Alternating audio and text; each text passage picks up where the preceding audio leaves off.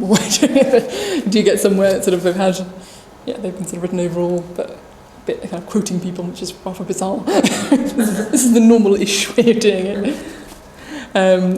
What else is there? I mean, there's something which I know about this student, which isn't mentioned here, so you wouldn't know, but she's the first person in her family to go to university, which actually I think would have been very relevant for them to include. I mean, it's very glowing. No doubt she's a very good student, but actually that's a context which would be really useful to know, kind of relative to her background and where she's come from. And, she did come from a school where, she's the only person to have applied to Oxford. And so that would have been useful to see, really. It's useful to see the quantitative assessment. Yes. Because I remember you said for Oxford, you wouldn't necessarily have that. Yeah, I mean, that said, I tend to encourage students either to write it in their personal statement or to get it into their reference, because while we don't use it formally as part of assessment, it's not going to hurt for us to know. And it does, again, it provides that sort of exemplification of how good they are, that actually they're getting close to full marks, and that's really useful to see. Obviously, Cambridge are collecting that more formally, but particularly now with the loss of the ASs, putting in kind of mock exam results and things like that will be really good for us to see. And in light of sort of contextualising the predictorate grades as well, actually having a numerical way of doing it is pretty good. So almost a more numerical approach would be quite helpful. If you've got any questions on references before we move on? There's lots of curricular information here. Obviously she does the EPQ. I don't know whether that was part of her curriculum or extra or super curricular. I think it was super. There's nothing there to tell us what she does outside of school. Yeah, that's a good point. Is that an issue? Or? I mean, it's not an issue for us in that we don't place any sort of part of our assessment of a candidate on that kind of stuff, but other universities would. So it's tricky. I mean, I suppose the student is probably likely to have discussed that within her personal statement, but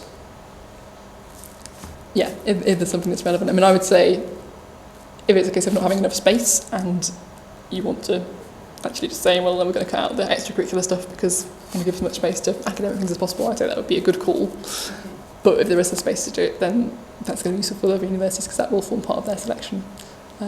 So it's kind of weighing up those two. So the academic stuff is a priority, but it depends on where they're applying and what they want. So is this quite reflective of a reference that you would expect? I would say, I mean, I trawled for a few to find it. This is probably one of the better ones. In terms of the kind of content, it's pretty good doing things like kind of exemplifying how good she is. Well, there's lots of adjectives as well, but so I think probably this would be a bad personal statement in terms of saying she's wonderful and amazing, and it's a very, very bad way of doing that, but it's relatively good. I have seen far, far worse references. I kind of did pick students that I knew, so I knew how good they were. Kind of comparing them to their reference was very interesting, in that some were just looked like they had been sort of put together by a kind of, the ones you have report writing where you just pick phrases. Some were like that, and you're like, really? That's not good enough. It needs to be, a personal thing. But I can completely understand why that would happen. It'd be a bit. Gosh, yeah, having been a teacher, I know how pushed for time you can be. But yeah, for a student like this, she deserves this. And I've seen ones that are just a bit, or they just don't know what to say. But actually, I've been applying myself this year, and I have to get my boss to write a reference for me, and she didn't really know what to do. So Hannah's very good at her job, and this. It can be hard, particularly if people aren't experienced with it. But yeah, this is a relatively good one with a few areas for improvement, I would say. Okay, are we happy with references? Lovely. We'll move on. I was at Liverpool University on Saturday at an open day, and it was for an engineering course, and the man that was doing the talk said that actually most universities don't read the personal statements or the references. He says apart from maybe Oxford or Cambridge or Imperial College. That's an interesting view. I mean, I would almost say the opposite to a certain extent. I think we do read all parts of it. The personal statement has very little impact in terms of what's going to happen to an Oxbridge candidate because there's so much better quality objective information that we can use. that actually sort of interviews, tests, they're going to help us far more than a personal statement will. In terms of the reference, I think we do take that seriously in that it's definitely read.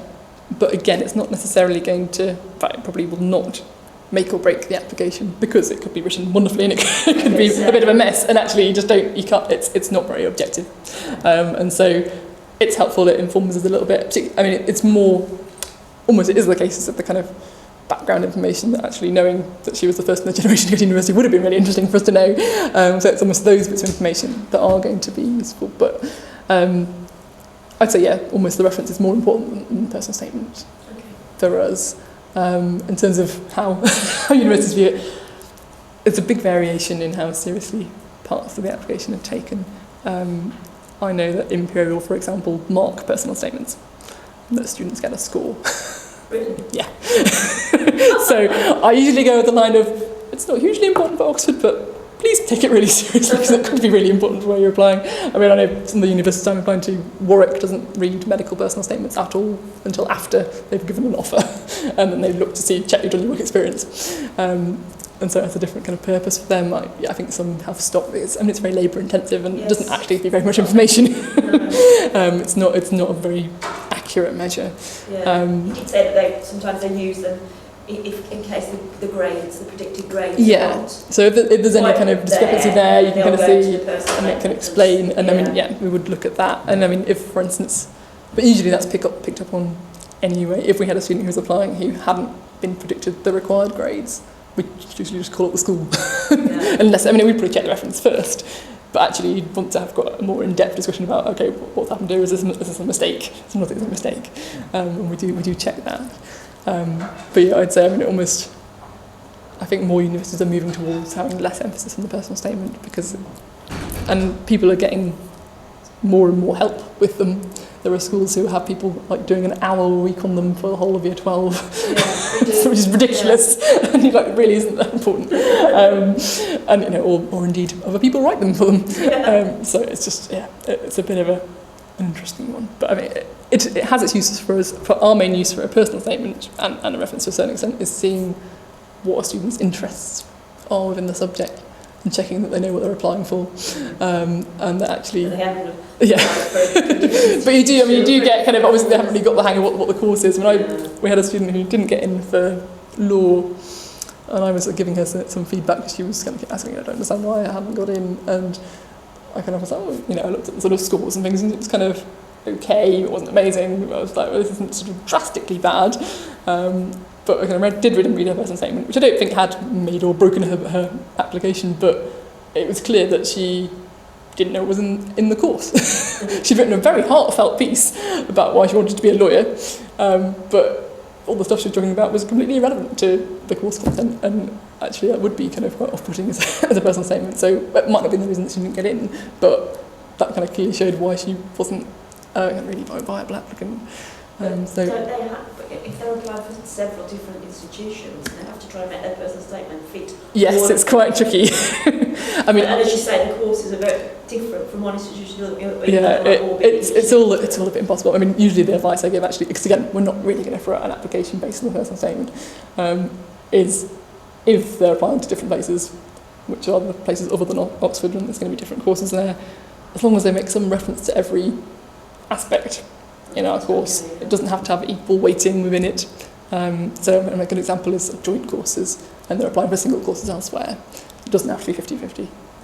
It would be fine to have one paragraph on the second half of the joint, and we'd understand why they'd done that, and that we wouldn't be judging them based on it. I usually tell people to prioritise the other unis, actually, because even if Oxford's their first choice, actually we're a first choice that doesn't really mind about the personal statement. So it's an interesting balance to to make. So on to that point, usually the advice I do give, which kind of counts for everyone, is to again look at selection criteria, which can differ from university to university. Often other universities don't have as complex selection criteria as we do, so often using the Oxford one is quite a good basis, and it will then reflect on the others, but it's worth checking.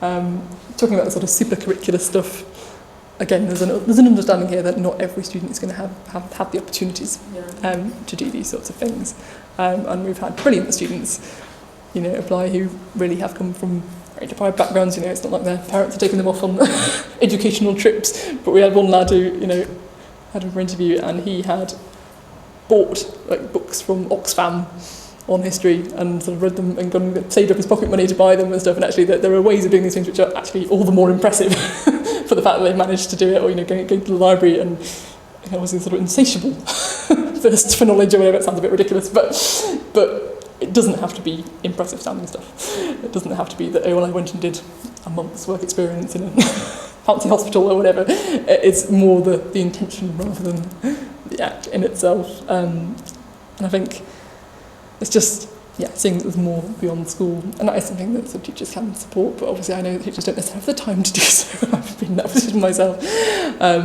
But students, even it's just pointing them in the direction of a website to find stuff, so actually, the Oxford website has got suggestions of reading, things like that. That's a good place to go. I'll put those links somewhere. I'll give you the other student stuff, and you can have those. In terms of the kind of writing style, it's just showing that they're kind of giving things a bit of thought. So I see many a personal statement which lists many impressive sounding things, but without any actual depth to it whatsoever, which is just like saying, I've read this, I've read that, I've done this, I've done that, I've had a job in a shop. All those